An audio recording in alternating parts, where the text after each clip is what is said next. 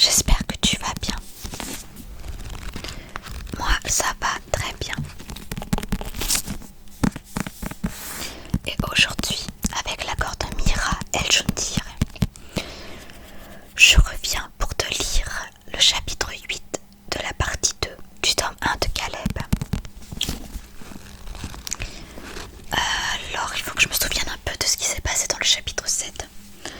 Mais si mes souvenirs sont bons, je crois que Caleb a chatté avec Vulcan, je crois que c'est ça, sur internet, enfin sur le site de TV. Et Vulcan lui avait demandé de prouver qu'il était bien un empathe. Et il lui avait demandé d'aller dans un métro et de faire rire une femme âgée, je crois. Et Caleb a réussi le test haut la main.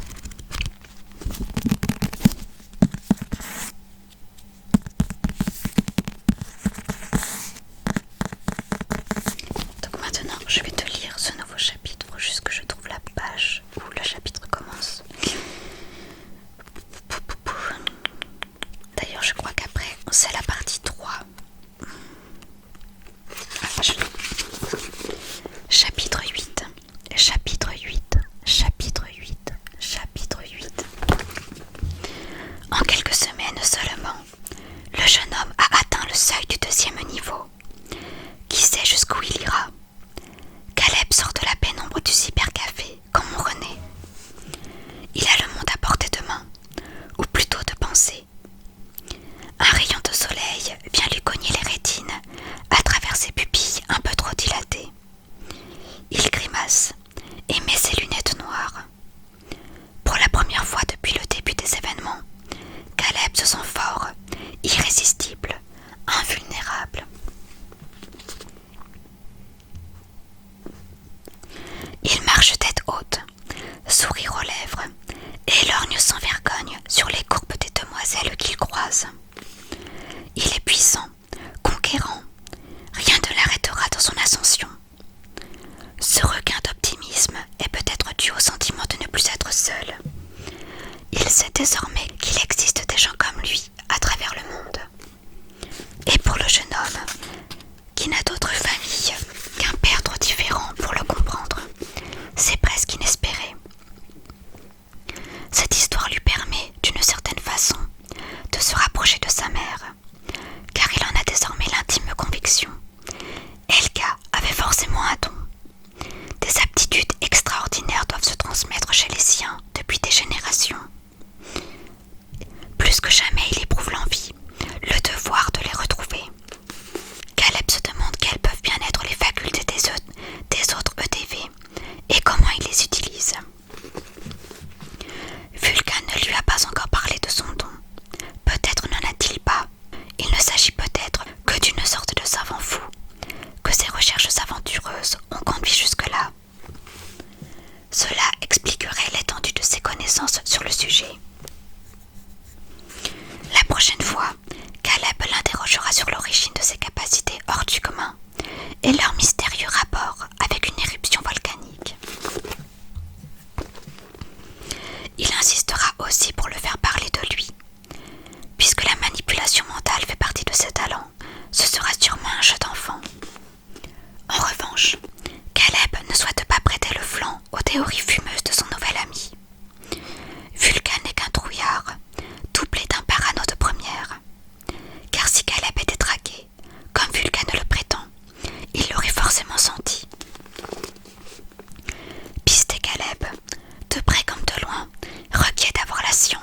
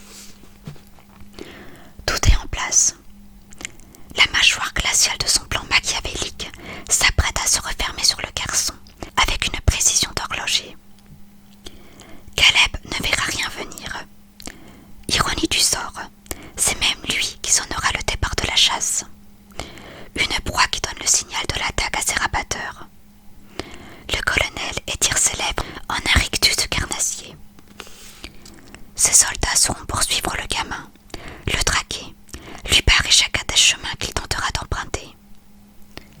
Comme des chiens bien dressés et morts de faim, ils lui interdiront tout répit. Le moindre repos, le poussant à la faute, à la blessure, le conduisant aux portes de la folie. Caleb sera privé de repères, de refuge, n'aura aucun allié. De temps à autre, le colonel lui concédera un regain d'espoir, lui permettra de jouer quelques atouts, l'autorisera à imaginer encore une fin heureuse.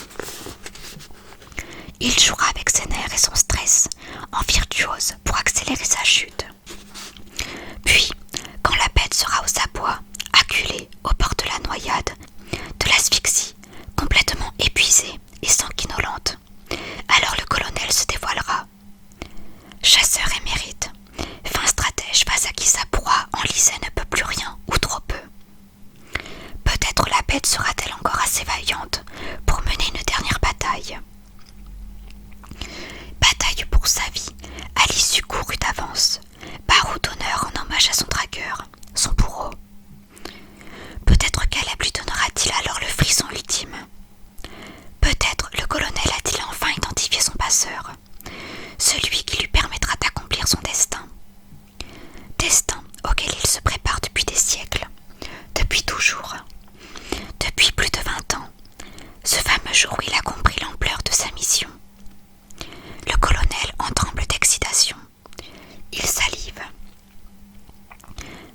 Quiconque l'observerait de loin, assis en tailleur dans la pièce vide, ne devinerait rien de la violence des sentiments qui l'agitent. Pourtant, il n'est que puissance et détermination, concentration extrême. Oui, le colonel attend son heure en affichant un air impassible. Mais quiconque l'observerait de plus près, faisant face à cette boîte noire ouverte devant lui, aurait prié pour ne plus jamais rencontrer un tel regard. Un regard vif et vide à la fois, focus absolu sur l'objet de désir. Yeux de fou, de serpent, qui attend son heure pour mordre la gorge de son adversaire. À l'intérieur de la boîte, deux choses. La photo de Caleb. Une photo de lui avant que cet on ne se révèle, quand la bête était encore tapie sous une couche d'innocence. Regard doux et mèche brune, le jeune homme respirait la santé, la vie. Il avait la tête d'un bon garçon, un peu malicieux. Le colonel tend la main vers le visage de papier et effleure une joue d'un doigt tremblant. Sa main reste un instant suspendue en l'air, puis amorce une descente sur le second objet. De nouveau une caresse, sans que le geste faiblisse cette fois. Une caresse aussi froide que l'objet lui-même.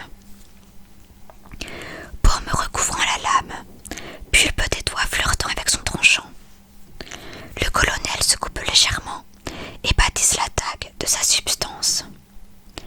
Désormais, elle sera l'instrument de sa volonté, un prolongement de lui-même. Il la saisit doucement, regarde les deux filets rouges dégouliner le long de l'acier, approche la lame maculée de son visage et lui donne un coup de langue.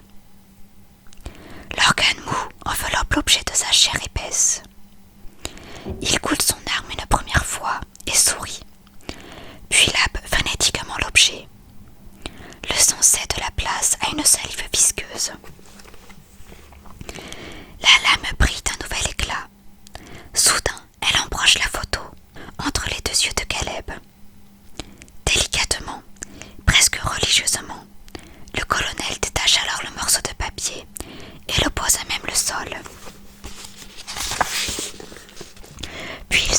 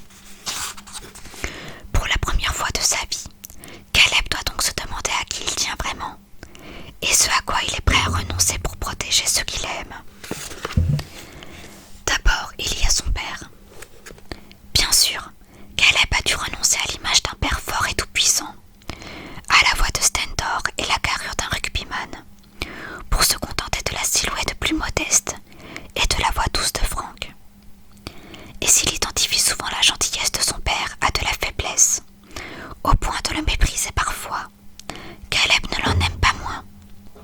Il lui est reconnaissant de tout ce qu'il a sacrifié pour lui, et même de ses défaillances, qui lui ont permis de se construire en opposition à tout ça, et l'ont rendu fort. Son père a renoncé à la France, à sa famille, à tout espoir de refaire sa vie en élevant son fils.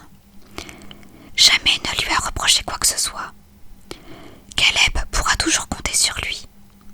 Il est grand temps que la réciproque soit vraie.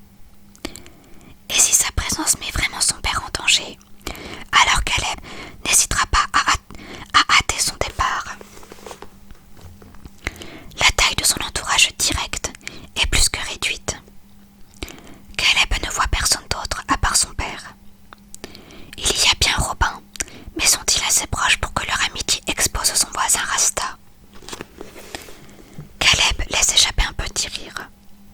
Contrairement à son pote, il n'a pas besoin de drogue pour partir dans des délires paranoïaques. Cela dit, sous ses airs babacools, Moreau est d'une solide constitution et pas si pacifique que ça. Il a beau vouloir cacher ses intolérances sous des dehors un peu mous, Caleb n'en a jamais été dupe, bien qu'il ne le comprenne que maintenant. Robin saura donc se défendre en cas de pépin. Reste Lucille. Même s'ils sont officiellement rompus, elle peut servir de moyen de pression. Victime née, elle serait bien incapable de se défendre contre quoi que ce soit. La seule chose à laquelle elle sait s'accrocher avec l'énergie du désespoir, c'est leur relation. D'ailleurs, il est étonnant qu'elle n'ait pas encore tenté de le reconquérir. Il s'attendait à recevoir des SMS de fleuve suite au sien, lui suppliant de la reprendre. Mais rien. Peut-être est-elle moins pitoyable qu'il ne le pensait. Non, ça ne colle pas. Et si, cette fois-ci, l'hypothèse qui lui vient est encore plus effrayante que la première. Et s'il lui était arrivé quelque chose? Lucille, la proie la plus facile de son entourage, et la plus éloignée aussi. La cible rêvée pour commencer à exercer une pression sur le jeune homme. Une angoisse diffuse l'étreint soudain. Lui qui ne souhaite aucune responsabilité se trouve désormais coincé dans son inquiétude, sa culpabilité. Non, il ne plongera pas. Il doit cesser de ressasser toutes ces idées plus grotesques les unes que les autres et s'occuper l'esprit. Et pour cela, il sait exactement ce qu'il lui faut.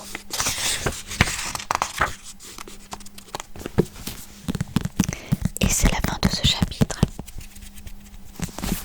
J'espère que cette lecture aura réussi à te détendre et à te relaxer. Je te souhaite de passer une très bonne journée, une très bonne soirée ou une très bonne nuit. Et je te dis à bientôt pour le prochain chapitre pour l'école du bien et du mal de Soman Shenani. Je te fais de gros bisous. À bientôt, à bientôt, à bientôt.